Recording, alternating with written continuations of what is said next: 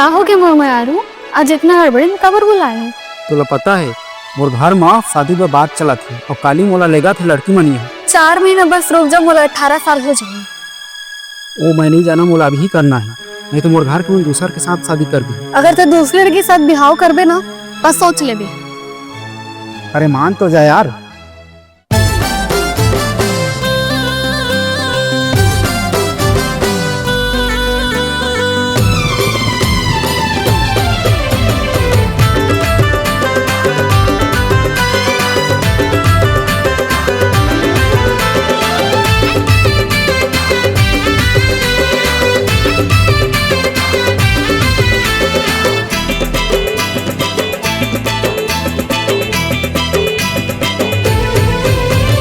कतका करबे इंतजार मोला, अरे थोर को दया नहीं लागे का तोला।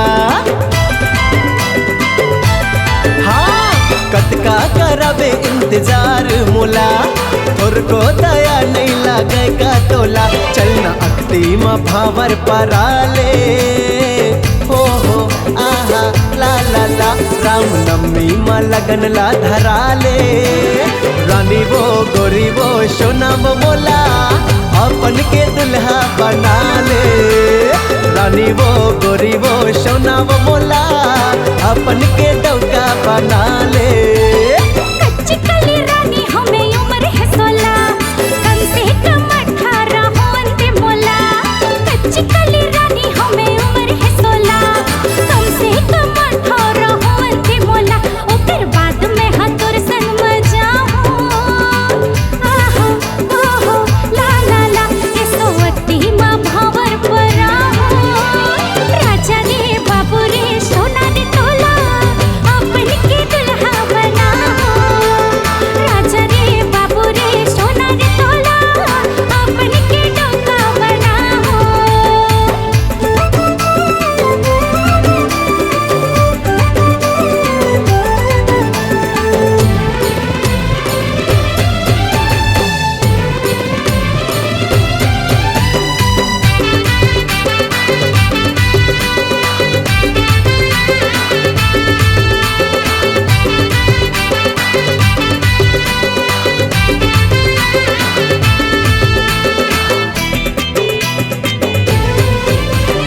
रात दिन भौजी मन मोला चिढ़ाते है, टुकड़ा हो गया कई के भारी जंगवाते है।